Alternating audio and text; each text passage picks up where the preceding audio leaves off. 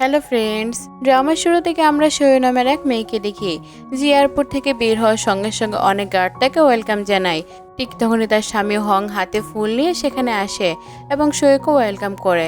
সৈয় তার কাছ থেকে ফুল নেয় এবং নিজের হ্যান্ডব্যাগ থেকে একটি ঘড়ি বের করে হংকে দেয় আর বলে এটি একটি কাস্টমাইজ ঘড়ি যা বিশেষভাবে হংয়ের জন্য বানিয়েছে এবং পৃথিবীতে এমন আর একটিও নেই। হং এটা শুনে খুব খুশি হয় এবং বলে তুমি আমার কত বেশি যত্ন নেও।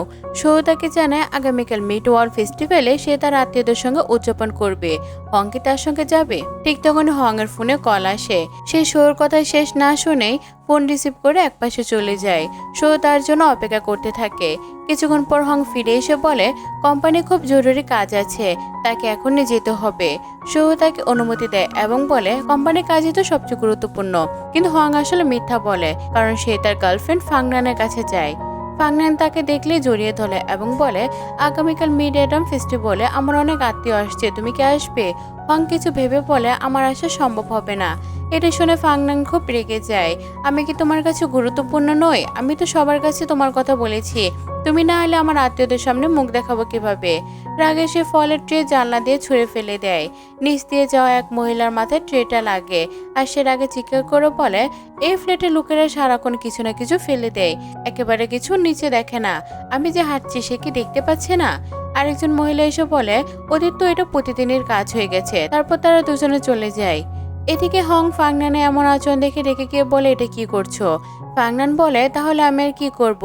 হং তখন নিজের পকেট থেকে সে ঘড়িটা বের করে ফাংনানকে দেয়, যেটা একটু আগে সৈয়দাকে উপহার দিয়েছিল। সে বলে এই ঘড়িটা অনেক দামি, এই ঘড়িটা যদি তোমার কাছে থাকে আর আমি তোমার পাশে না থাকলেও তোমার আত্মীয়রা অনেক সম্মান করবে, কারণ তারা বুঝবে তোমার বয়ফ্রেন্ড অনেক রিচ। এটা শুনে ফাংনান খুব বেশি খুশি হয় এবং শান্ত হয়। অন্যদিকে সৈয়দার সেক্রেটারি লির সঙ্গে যাচ্ছিল। লি তাকে জিজ্ঞেস করে আজ মিড অটম ফেস্টিভ্যাল, আপনি হংয়ের সঙ্গে নিতে বললেন না কেন? শোয়েব বলতে চেয়েছিলাম, কিন্তু জানি সে কোম্পানির জন্য অনেক পরিশ্রম করে, তাই ওকে বিরক্ত করে সময় নষ্ট করতে চাইনি।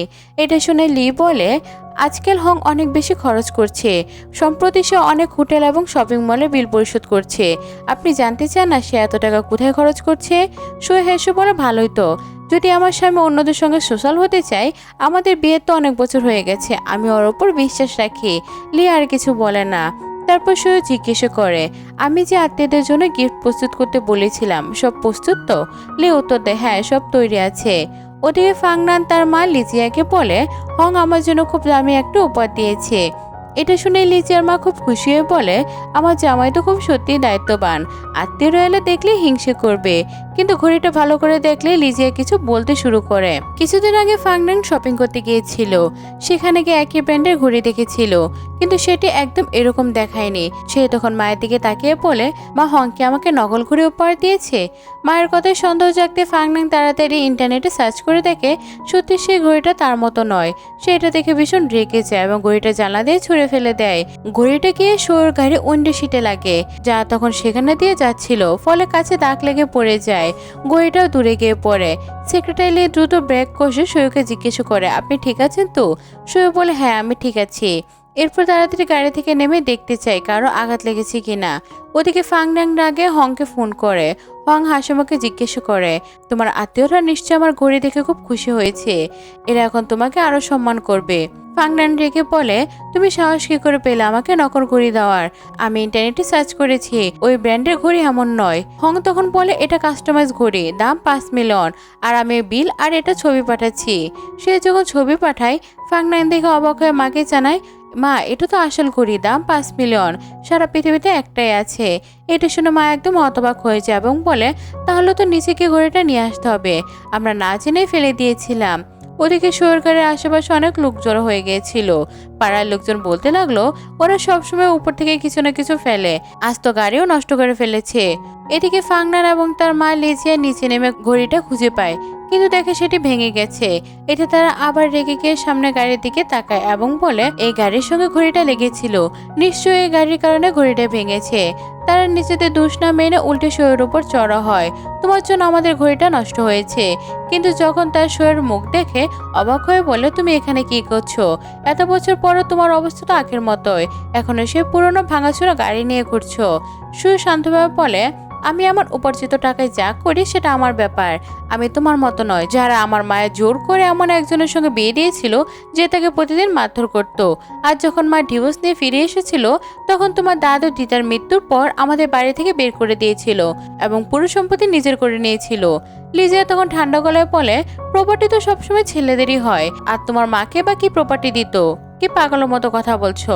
এই সময় প্রতিবেশীরা বলে, ওরা সবসময় কিছু না কিছু ফেলে দেয়, আজ তো তারা সীমা হারিয়ে গিয়েছে, কারো তো গাড়িও ভেঙে ফেলেছে। সৈয়দ তখন বলে, আগে সব হিসাব পরে মিটিয়ে দিব, কিন্তু এখন তোমাদের আমার গাড়ি ক্ষতিপূরণ দিতে হবে। ফাংনান হেসে বলে, ক্ষতিপূরণ? আজ ঘড়িটা ভুলে পড়ে গেছে, কিন্তু যদি আমি ইচ্ছে করে তোমার গাড়ি ভেঙে দিতাম তবু আমার স্বামী এই সব কিছু সামলে নিত। এবং ফাংনান তখন আরে বলে, আমার দামি ঘড়িটা ভেঙে গেছে, তাই এখন ক্ষতিপূরণ তোমাকে দিতে হবে। এটা শুনে আশেপাশের লোকজন হতবাক হয়ে যায়। এ কেমন কথা? দুষ্ট তার উল্টো ক্ষতিপূরণ যাচ্ছে। ফাংনান তখন বলে, তোমরা আইন কানুনের কথা বলছো? এখানে সব সম্পত্তি তো আমার আইনের মতো। সে ঘড়িটা সবাইকে দেখিয়ে বলে, তোমরা জানো এই ঘড়িটার দাম 5 মিলিয়ন, এটা কাস্টম মেড। সারা জীবনের নিশ্চয়ই এমন কোনো ঘড়িই দেখোনি। ঘড়িটা দেখে সই একদম স্তব্ধ হয়ে যায়। সেইভাবে এর কাছে এই ঘড়িটা কিভাবে এলো? সে ফাংনানকে জিজ্ঞেস করে, এই ঘড়িটা তোমার কাছে কিভাবে এলো? ফাংনান তাচ্ছিল্য করে বলে, এতে তোমার কি এসে যায়? তুমি তো গরিব, তুমি তো এই জিনিসটা কখনো চোখেও দেখেনি। তখন তার মা লিজিয়া বলে ওঠে, এটা তো আমার মেয়ের ফিয়ান্সি উপহার দিয়েছে। সে মনে মনে ভাবে, না, হং আমার সাথে প্রতারণা করতে পারে না, নিশ্চয়ই কোনো ভুল হচ্ছে। সে শান্তভাবে বলে, ঠিক আছে, যদি এই ঘড়িটা আসল হয় তাহলে তার দাম 5 মিলিয়ন, কিন্তু যদি নকল হয় তবে তার কোনো মূল্য নেই। এই কথা শুনে লিজিয়া চিৎকার করে বলে, তুমি কি বলছো জানো? এই ঘড়িটি ফাংনানের ফিয়ান্সি উপহার দিয়েছে। সে শহরের সবচেয়ে ধনী ব্যক্তি। ঠিক তখন ফাংনানের আত্মীয়রা সেখানে আসে। তারা সৈয়দকে দেখে অবাক হয় এবং জিজ্ঞেস করে, তুমি হঠাৎ এখানে কি করছো? ফাংনান বলে, এই মেয়েটা আমার 5 মিলিয়ন ঘড়ি ভেঙে ফেলেছে। সবাই চমকে যায় এবং ধনী ফাংনানের পক্ষ নেয়। কিন্তু সৈয়দ দৃষ্ট হয়ে বলে, আজ যাই হোক না কেন, ফাংনানকে ক্ষতিপূরণ দিতেই হবে। ফাংনান হেসে বলে, আমি যদি এখন তোমাকে মেরেও ফেলি আমার স্বামী আমাকে এসে বাঁচিয়ে নেবে। সৈয়দ ঠান্ডা গলায় বলে, তুমি বারবার তোমার স্বামীর নাম নিচ্ছ, কিন্তু আমি জানতে চাই তোমার স্বামী কে? ফাংনান তখন বলে, আমার স্বামী দাসী গ্রুপের প্রেসিডেন্ট হং। এটা শুনে সৈয়দ স্তব্ধ হয়ে যায়। তার মাথায় ঝিম ধরে।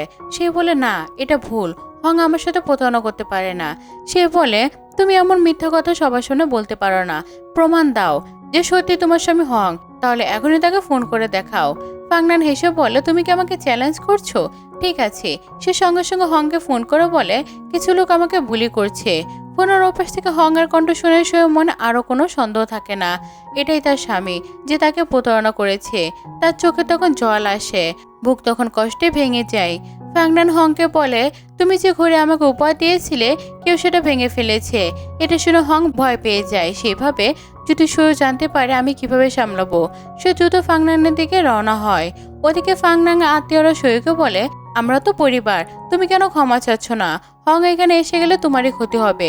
সৈয়দ আগে বলে, তোমরা পরিবার বলছো? যখন আমার মা অসুস্থ ছিল তখন তোমরা ফাংনান আর তার মায়ের সঙ্গে মিলে আমাদের বাড়ি থেকে বের করে দিয়েছিলে। আজ ফাংনান যাকে খুশি ডাকুক, কিন্তু আমি তার কাছ থেকে ক্ষতিপূরণ নিয়ে যাব। ফাংনান ক্ষিপ্ত হয়ে সৈয়দকে চড় মারতে যায়, কিন্তু সৈয়দ তার হাত ধরে উল্টো তাকে চড় মারে। ফাংনান আরো রাগে গিয়ে ঝাঁপিয়ে পড়ে, কিন্তু সেক্রেটারি লি তাকে আটকে ফেলে। তখন সৈয়দ একের পর এক 3-4টা চড় মেরে দেয়। এতে ফাংনান রেগে ফেটে পড়ে এবং তার আত্মীয়রা বলে, তার স্বামী এখন এসে পড়বে, তারপর দেখবে তোমার কি হাল করে। ফাংনান তার আত্মীয়দের বলে, যদি তোমরা সবাই মিলে এই মেয়েকে একটি শিক্ষা দাও আমি আমার স্বামীর সঙ্গে কথা বলে তোমাদের সবার চাকরির ব্যবস্থা করে দেব। এই কথা শুনে তারা দ্রুত সৈয়দ আর সেক্রেটারি লিকে ধরে ফেলে এবং জোর করে হাঁটু কেটে বসতে বলে।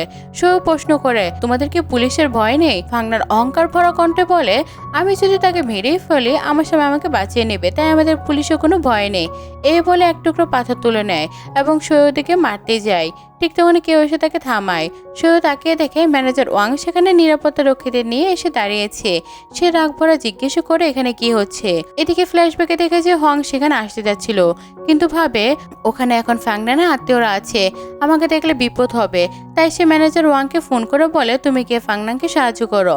ম্যানেজার ওয়াং এসে ফাংনানকে জানায়, হং শুনেছে কেউ তোমার সঙ্গে সমস্যা করেছে, তাই আমাকে পাঠিয়েছে। ফাংনান বলে এই মেয়েটা আমার ঘড়ি ভেঙে দিয়েছে কিন্তু ক্ষতিপূরণ দিচ্ছে না। এটি শুনে ম্যানেজার ওয়াং গার্ডদের আদেশ করে ওদের ধরে ফেলো। সো মনে মনে ভাব এই ম্যানেজার ওয়াং এ তো আমি একসময় নিজে প্রমোট করেছিলাম কিন্তু সেই নিয়ম কানুন মানে না। ওদিকে আশেপাশে প্রতিবেশীরা বলে ওঠে ম্যানেজার ওয়াং ঠিক কাজ করছে না, আইন অনুযায়ী নয়। প্রথমে তো ফাংনান ওর ঘাড়ি ভেঙেছিল, অনেক মানুষও আহত হয়েছে, কিন্তু ম্যানেজার ওয়াং রেগে বলে তোমরা কিছু জানো না, এই সোসাইটি ফ্যাংনানের স্বামীর। এই কথা শুনে সে বুঝে যায় হং আগে এসব জানতো কিন্তু তার কাছে সব গোপন রেখেছিল। সে ম্যানেজার ওয়াং এর দিকে ঘুরে গিয়ে বলে তুমি কি সত্যি ক্ষতিপূরণ চাও? ম্যানেজার ভয় পেয়ে যায়। সে আবার বলে আমি শেষবার জিজ্ঞাসা করছি তুমি কি সত্যি এটা করতে চাও? তখন ম্যানেজার ওয়াং দ্রুত গিয়ে সুর পাল্টে ফেলে। সে ফ্যাংনাং এর দিকে তাকিয়ে বলে যদি তুমি সত্যি ওর ঘাড়ে ভেঙে থাকো তবে তোমাকে ক্ষতিপূরণ দিতে হবে। ফ্যাংনাং রেগে বলে তুমি কি ভুলে গেছো আমি কে? হং তোমাকে আমাকে সাহায্যের জন্য পাঠিয়েছে আর তুমি একজন বাইরের মেয়ে হয়ে আমার সাথে কথা বলছো। ম্যানেজার ওয়াংকে বলে আমি কেবল আইনি নিয়মের কথা বলছি, আমি ভুল হতে দেব না। ফাংনাং ক্ষিপ্ত হয়ে হংকে আবার ফোন করে বলে তারা সবাই মিলে আমাকে বুলি করছে। হং বলে আমি তো ম্যানেজার ওয়াংকে সাহায্যের জন্য পাঠিয়েছিলাম। ফাংনাং বলে কিন্তু সে তো ওই বাইরের মেয়ের পক্ষ নিচ্ছে। হং বলে তাহলে তাকে দাও, আমি তার সাথে কথা বলছি। ম্যানেজার ওয়াং আর ফোনে হং এর সাথে কথা বলতে শুরু করে কিন্তু পাশে দাঁড়িয়ে সরু তাকিয়ে থাকে। এতে সে আরো ভয় পেয়ে যায়। সে হংকে বলে আমি তোমার অধীনে কাজ করি কিন্তু আমি আইন নিয়ম মেনে চলা মানুষ, আমি কোনো নিয়ম ভাঙবো না। পাশের লোকজন বলে ওঠে অবশেষে এত বছর পর সে একটা ভালো কাজ করলো। কিন্তু হং রেখে গিয়ে বলে আমি তোমাকে 5 মিনিটের মধ্যে চাকরি থেকে বরখাস্ত করব। ফোনটা স্পিকারে ছিল তাই সেও সব শুনতে পায়। সেভাবে আমার অনুমতি ছাড়া হং কাকে কিভাবে বরখাস্ত করতে পারে? এত বছর ধরে কি সে নিজে এইসব চাকরি থেকে বাদ দিয়েছে? হং ফোনে বলে তুমি একটু অপেক্ষা করো, দেখো আমি তোমার চাকরিটা কিভাবে বাদ দেই। ফাংনাং তখন সবার দিকে তাকিয়ে বলে দেখলে তো আমি চাইলে কি করতে পারি। তখন সইও হেসে বলে যদি তুমি এত আত্মবিশ্বাসী হও তাহলে আমার সঙ্গে একটা বাজি ধরো। ফাংনাং জিজ্ঞেস করে কি বাজি? সেও শান্তভাবে বলে আমি তোমার স্বামীর উপর বাজি ধরছি, সে 5 মিনিটের মধ্যে ম্যানেজার ওয়াংকে ফায়ার করতে পারবে না। ফাংনাং হেসে বলে তুমি তো বেশ মজার, ডি গ্রুপের প্রেসিডেন্ট একটা কর্মীকে বরখাস্ত করতে পারবে না? ঠিক আছে বাজি ধরলাম, সত্য ঠিক হয়। যদি শনিও জিতে যায় তাহলে ফাংনানকে শনিও সব ক্ষতির টাকা দিতে হবে, আর যদি শনিও হারে তাহলে তাকে সবার সামনে হাঁটু গেড়ে ফাংনানের কাছে ক্ষমা চেতে হবে। ফাংনাং রাজি হয়ে সেক্রেটারি লেগে ইশারা করে। সেক্রেটারি লে চুপি চুপি এক পাশে গিয়ে এইচআর ডিপার্টমেন্টে ফোন করে বলে হং যদি ম্যানেজার ওয়াংকে ফায়ার করার কথা বলে তাহলে সেটা আপাতত করবেন না।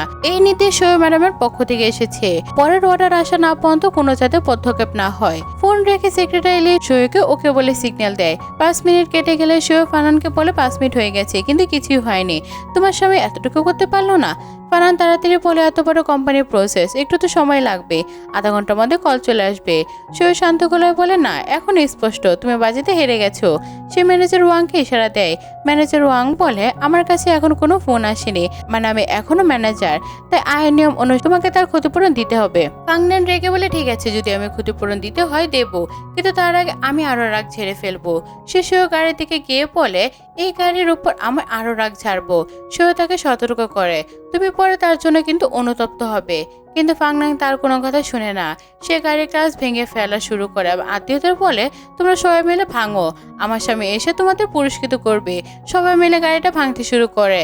টাক্স খুলে দেখে ভিতর অনেক দামি গিফট, লিমিটেড এডিশন ব্যাগ, হীরার নেকলেস, স্পেশাল ওয়ান ইত্যাদি। ফাংনান হাসতে হাসতে বলে এই মেয়ে তো সবকিছু আগে বলেছিলাম, এগুলো সব নকল জিনিস ব্যবহার করে। কিন্তু দেখো ওই সবকিছু নকল জিনিস নিয়ে এখানেও এসেছে, এখন আমি এই সবকিছু ভেঙে ফেলবো।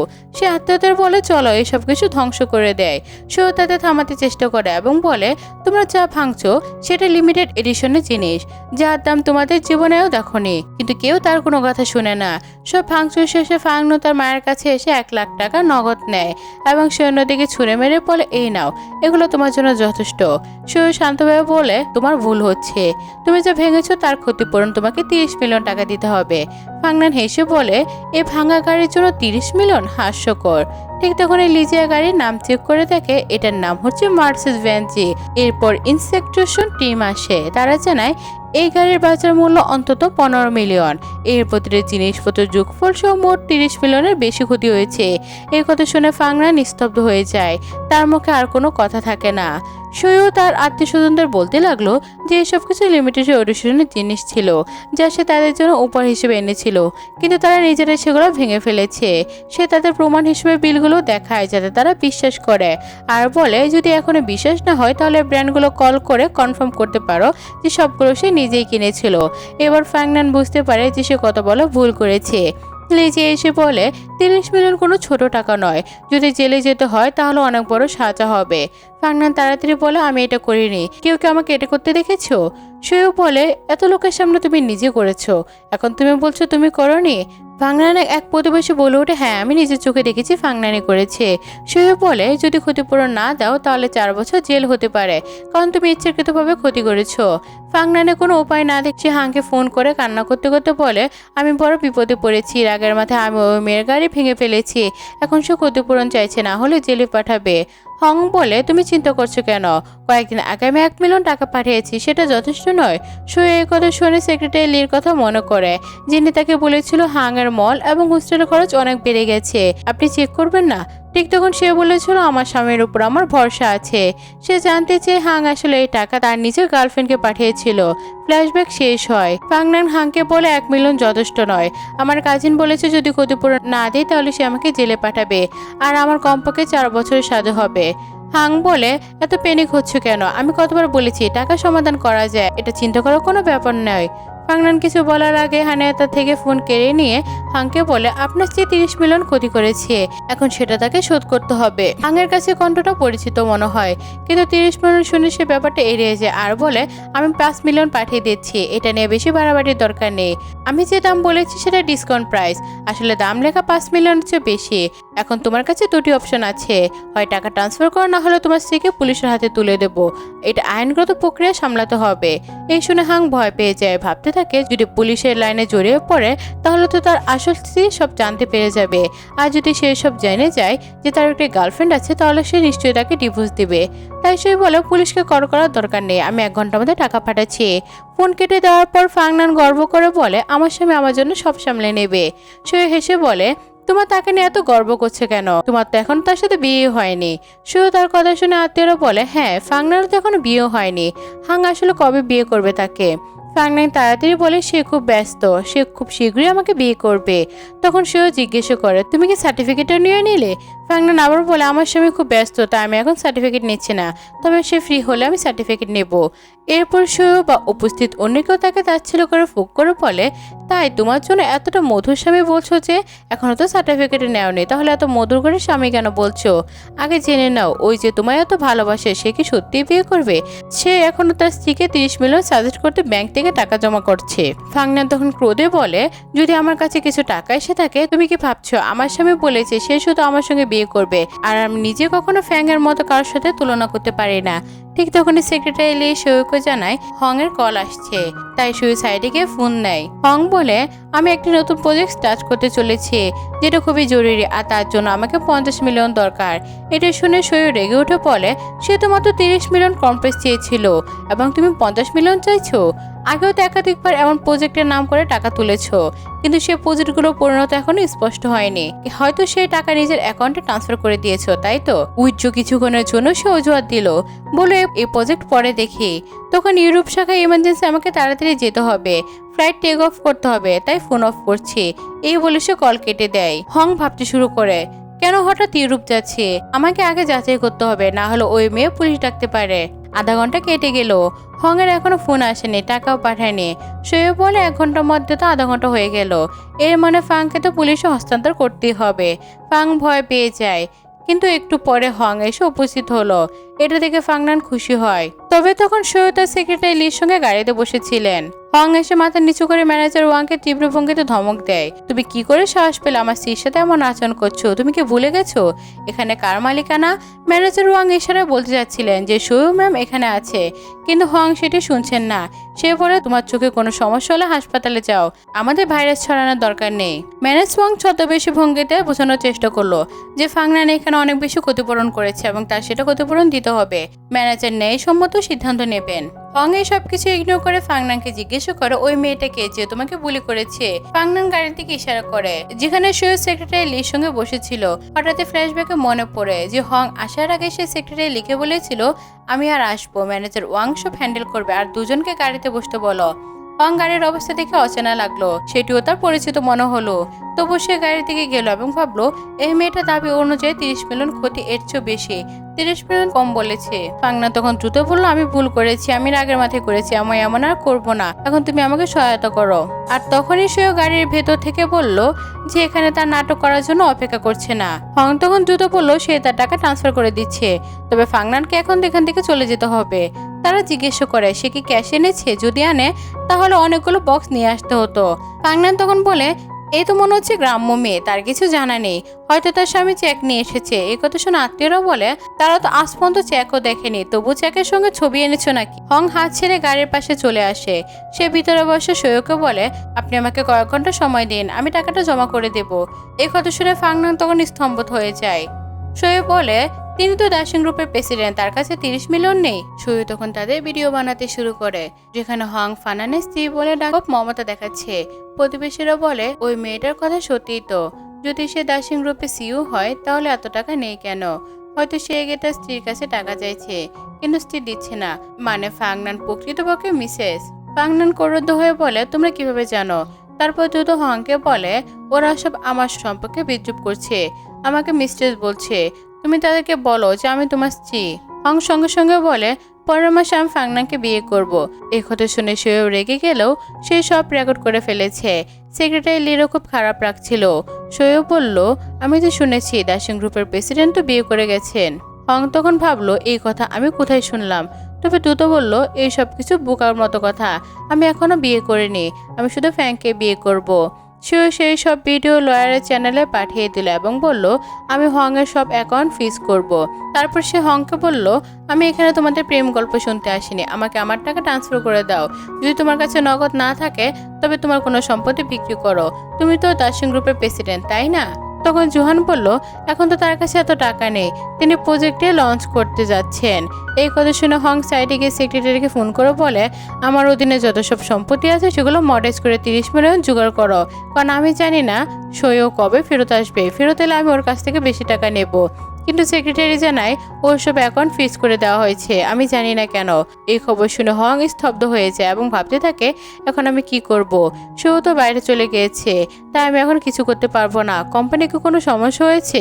সৈয়দ সব জানে এবং বলে ইচ্ছাকৃতভাবে বলছে সে প্রেসিডেন্ট, তাহলে কি তার কাছে কোনো সম্পত্তি বা বন্ধক রাখা নেই টাকা আনার মতো? তারপর একটা আইডিয়া আসে হংয়ের মাথায়।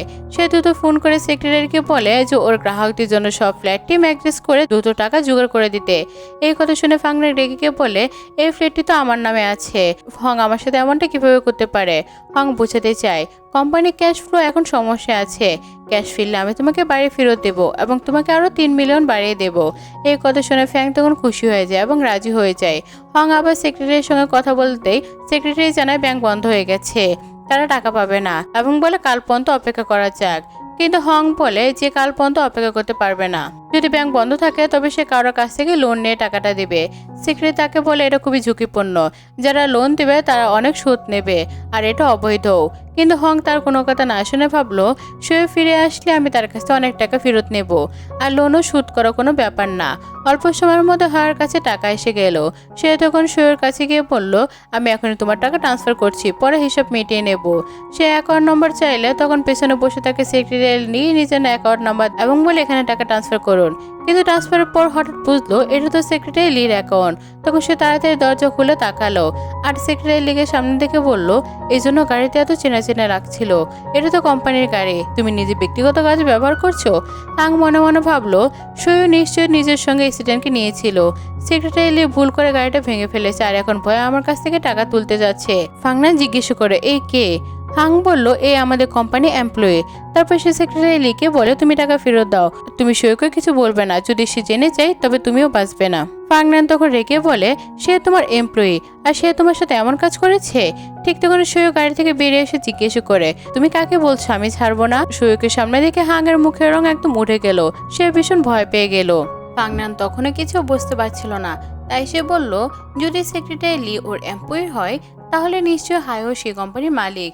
ওরা কোম্পানির গাড়ি ব্যক্তিগত কাজে ব্যবহার করছে আর প্রেসিডেন্টের স্ত্রীকে অপমান করছে। এটার ক্ষতিপূরণ তাকে অবশ্যই দিতে হবে। ফাংনানের এই রাগ দেখে হাং তাকে এক চড় মারলো। এটা দেখে সবাই অবাক হয়ে যায় এবং আত্মীয়রা ভাবতে থাকলো এসব কি হচ্ছে। ফাংনান রেগে গিয়ে চিৎকার করে বলল, এই মেয়েটার সঙ্গে তোমার কি কোনো সম্পর্ক আছে? তাই তুমি আমার সঙ্গে এমন আচরণ করছো? তুমি কি আমাকে ঠকাচ্ছ? সে তখন বুঝে গেল। এই কারণে সৈয়দ বারবার জানতে চাইছিল, তুমি আর হাং কি বিয়ে সার্টিফিকেট নিয়েছো? মানে সৈয়দ তার জায়গাটা দখল করতে চায়। ফাংনান বলল, আমি সেটা কখনোই হতে দেব না। প্রেসিডেন্টের স্ত্রী শুধু আমি হব। হাং তাকে চুপ করালো এবং তাড়াতাড়ি হাঁটু গেড়ে বসে বলল, এই মেয়েটার বাজে কথা বলছে, আমি কিছু করিনি। তুমি আমাকে বিশ্বাস করো, আমাকে মাফ করো। ফাংনান শুনে স্তব্ধ হয়ে গেল। তুমি ওকে স্ত্রী বললে? তুমি কি বলছো? তোমার স্ত্রী তো আমি। সবাইকে বলো যে আমি তোমার স্ত্রী। আমরা 3 বছর ধরে সম্পর্ক আছি আর আগামী মাসে তোমাদের বিয়ে হবে। সৈয়দ শান্তভাবে বলল, আমরা লিগেলি বিয়ে করেছি, সার্টিফিকেটও আছে। আমাদের বিয়ে 3 বছর আগে হয়েছে। আমি শুধু জানতাম না সে তখন থেকে আমাকে প্রতারণা করছিল। হাং তাড়াতাড়ি তার পায়ে বসে বলল, আমি ভুল করেছি, আমাকে ক্ষমা করো, একবার সুযোগ দাও। কিন্তু সৈয়দ বলল, আমি ডিভোর্স চাই। এই কথা শুনে সে আরো ভয় পেয়ে যায় এবং অনুনয় করতে লাগলো। ফাং সত্যি মিস্টেক ছিল। সে রিয়েল স্ত্রীকে বুলি করার চেষ্টা করছিল। লিজিয়া ফানাংকে বলল, এখন কি করবে? এত বছরের পরিশ্রম কি নষ্ট হতে দেবে? ফানাং হাংয়ের কাছে গিয়ে বলল, যদি সে সত্যি তোমার স্ত্রী হয় তাহলে কি হয়েছে? সে দাসিং গ্রুপের প্রেসিডেন্ট। চাইলে সে এখনই তোমাকে ডিভোর্স দিতে পারে, তাতে তুমি কিছুই করবে না। শান্তাকে বলল, হয়তো তুমি হাংকে ডেট করার জন্য আগে তার সম্পর্কে তদন্ত করনি। তুমি কি ভাবছো যে সে দাসিং গ্রুপের প্রেসিডেন্ট? তারপর সে মোবাইলে একটা ওয়েবসাইট খুলে ফাংনানকে দেখালো। দেখা গেল আসল দাসিং গ্রুপের প্রেসিডেন্ট হাং নয়, বরং শ্যান। ফাংনান এখনো বিশ্বাস করতে পারছিল না। সে বলল, এটা কিভাবে সম্ভব? সে তো এক দরিদ্র মেয়ে ছিল যাকে বাড়ি থেকে বের করে দেওয়া হয়েছিল। সে প্রতিদিন নুডলস খেত, তার কাছে খাওয়ার টাকাই ছিল না। হাং বলল, এই মানুষগুলো তো তোমাকে বুলি করেছে, তোমাকে বাইরে থেকে বের করে দিয়েছে। আমি তাদের থেকে রিভিউজ নিতে তোমার সাথে সাহায্য করব। সেক্রেটারি লিং ফানাংকে বলল, যখন তোমরা বসকে বাড়ি থেকে বের করে দিয়েছিলে তখন সে 3 বছরে ডেলিভারি ম্যানে কাজ করেছিল। কঠোর পরিশ্রম করে সে নিজের স্টার্ট আপ শুরু করেছিল। এখন সে দাসিং গ্রুপের মালিক। হাং ফাংনানের দিকে রেগে বলল, এসব কিছু তোমার জন্য হয়েছে, তুমি আমাকে সিডিউস করেছিলে। সৈয়দ তখন বলে, এক পুরুষ হিসেবে তুমি এমন কথা কিভাবে বলতে পারো? হাং পিছিয়ে এসে সৈয়দ থেকে এক চান্স চাইলো, কিন্তু সৈয়দ না বলল। হাং হেসে বলে, ঠিক আছে, আমি ডিভোর্সের জন্য রেডি। সেও তাকে সতর্ক করলো, ডিভোর্সের পর তার প্রপার্টি অর্ধেক হাংকে দিবে এবং এটি সংবাদে আসে তার কোম্পানির ওপর নেতিবাচক প্রভাব ফেলবে, যে 100 মিলিয়নের বেশি ক্ষতি হতে পারে। সৈয়দ তার মোবাইলে ভিডিও দেখালো যে আগে রেকর্ড করেছিল। ভিডিও লয়ারের কাছে পাঠানো হয়েছে। যদি হাং চুপচাপ ডিভোর্সের কাগজে সাইন না করে সে লিগ্যাল অ্যাকশন নেবে। হাং আবার অনুনয় করতে শুরু করলো, আমি ভুল করেছি, আমি শুধু বাজে কথা বলছিলাম, শুধু তুমি সেগুলো কথা ইগনোর করো। সৈয়দ বলল, তোমার মতো মানুষকে সেকেন্ড চান্স দেওয়া একদমই উচিত না। হাং আগে গিয়ে নিশ্চিত করলো, তুমি সত্যি আমাকে সেকেন্ড চান্স দেবে না? শো হ্যাঁ বলল। তখন হান নিজের পকেট থেকে ছুরি বের করে শোর উপর আক্রমণ করলো। সেক্রেটারি লি তাকে বাঁচানোর চেষ্টা করলো, কিন্তু শো তাকে ঠেলে দিল এবং ঘাড়ে ছুরি ধরলো। শো তখন প্রশ্ন করলো, তুমি সত্যি এমন করতে চাও? কারণ সে আইন মানছে না, এই কারণে পুরো জীবন জেলে কাটাতে হতে পারে। হাং কোনো প্রভাব পেল না এবং বলল, ভয় পাওয়ার দরকার নেই, এখন অনেক দেরি হয়ে গেছে, আমি পিছিয়ে যেতে পারছি না। শো মারা গেলে সমস্ত প্রপার্টি আমার হয়ে যাবে। শোয়েব বলল, যদি তা হয় তাহলে পরে আমাকে দোষ দিবে না। শোয়েব ফাইট ব্যাক করতে হাংকে ঠেললো। হাং চমকে বলল, তুমি এইসব স্কিল কোথা থেকে শিখেছো? শোয়েব বলল, তুমি কি ভাবছো আমি আজ কিভাবে এখানে পৌঁছেছি? যখন 3 বছর আগে আমি ডেলিভারি ম্যানেজ কাজ করছিলাম, আমাকে অনেকে হ্যারাস করার চেষ্টা করেছিল এবং সেই কারণে আমি সমস্ত স্কিল শিখে নিয়েছি এবং আমার সুরক্ষার জন্য আমি এসব শিখেছি। হাং আবারও তাকে চাপ দিতে শুরু করলো, কিন্তু শো তার কথা ইগনোর করে ম্যানেজার ভ্যানকে অ্যাকশন নিতে বলল। হাং নিরাপত্তা গার্ডদের সাথে এগোতে শুরু করলো, কিন্তু সামনে ডেভে এসে বলল, তুমি কি ভুলে গেছো 8 ঘন্টা আগে তুমি আমার থেকে 50 মিলিয়ন নিয়েছিলে? হাং বলল, না, আমি তোমার তো 30 মিলিয়ন নিয়েছিলাম। ক্যারেক্টর বলল, ইন্টারেস্ট এবং সার্ভিস ফি সহ তুমি আমার থেকে 50 মিলিয়ন নিয়েছো। এখন তোমাকে ফ্ল্যাট খালি করতে হবে। ফানাং এগিয়ে এসে বলে, এই ফ্ল্যাট আমার, তুমি এটা নিতে পারবে না। চাইলে হাং থেকে টাকা নাও, কিন্তু আমি এটা তোমাকে অবশ্যই দেবো না। একটা ইগনোর করে ফ্ল্যাটের দিকে এগোতে থাকলো। সৈয়দ সেখানে এসে দাঁড়ালো এবং বলল, আজ আমি এখানে আছি। সৈয়দ তখন আরো বলল, আজ আমি এখানে ডিভোর্স নেওয়ার জন্য এসেছি, এখন তার সাথে কোনো সম্পর্ক নেই। ফাংনান তখন বলল, যদি তুমি চাও হাঙ্গের পা ভেঙে দিতে পারো, কিন্তু আমি ফ্ল্যাট খালি করব না। হাং রেগে গিয়ে বলল, আমি তোমার জন্য এত কিছু করেছি আর তুমি আমার সাথে এই ব্যবহার করছো? ফাংনান তখন বলল, আমি হাঙ্গের জন্য জোর করে কিছু করিনি, সবকিছু নিজের ইচ্ছে করেছি। ক্যারেক্টাররা ফ্ল্যাটে ঢুকে ফাংনানের সব দামি জিনিস বের করে বাইরে ফেলে দিল। কাংনান দেখলো সব ব্যয়বহুল জিনিস হারিয়ে গেছে। ক্যারেক্টার বলে এটি ইন্টারেস্টিং, আমরা নিয়েছি। কাংনান তখন হাঙের দিকে ফিরে লড়াই করতে শুরু করলো। লিজে এসে সাহায্য করলো এবং শুয়ে বলল তাদের পুলিশে দাও। তখন তারা পরিবারের কাছে সাহায্য চাইলো, কারণ তারা তার পরিবার। সে বলল, আজ আমি এখানে এই কারণে এসেছি যে এত বছর ধরে তোমরা আমাদের সাথে যা করেছো যেটা ভুল করেছিলে, তা আমি এইসব কিছু ভুলে গিয়ে আমি তাদের জন্য ব্যয়বহুল উপহার কিনেছি। আমি কখনো তোমাদের ভুল বুঝিনি, কিন্তু আজ যা ঘটেছে তাদের জন্য লিগ্যাল নোটিশের অপেক্ষা করো। তারপর শোয়ে ম্যানেজার ভ্যানকে জানালো সে তাকে ফায়ার করেছে। সে তার অফিসে ফিরে কাজ করতে লাগলো। সেক্রেটারি লি এসে বলল, তোমাকে আরেকটি অ্যাওয়ার্ড দেওয়া হয়েছে, এটা অসাধারণ। শোয়ে জিজ্ঞেস করলো কেসের ফল এখন কি হয়েছে। সেক্রেটারি বলল, হাঙে 4 বছর জেল খেটেছে এবং তার রিলেটিভরা কম্পিটিশনও দিয়েছে। জান্নাত দিয়ে বাইরে দাঁড়ালো এবং এভাবে আমাদের এই ড্রামার হ্যাপি এন্ডিং হলো। তো বন্ধুরা, আমি মনে করি শোয়ের সাথে যা হয়েছে সেটা অবশ্যই অন্যায়। তো শোয়ের জায়গায় তুমি থাকলে কি করতে অবশ্যই কমেন্ট করে জানাও। আর যারা আমার চ্যানেলে নতুন আছো তোমরা কিন্তু আমার চ্যানেলটা সাবস্ক্রাইব করতে একদম ভুলবে না। আজকের মতো এখানে বিদায় নিচ্ছি, পরবর্তী ভিডিও আসা পর্যন্ত অপেক্ষা করো। আর তোমরা চাইলে তো লাইক কমেন্ট শেয়ার করতে পারো। Thanks for watching.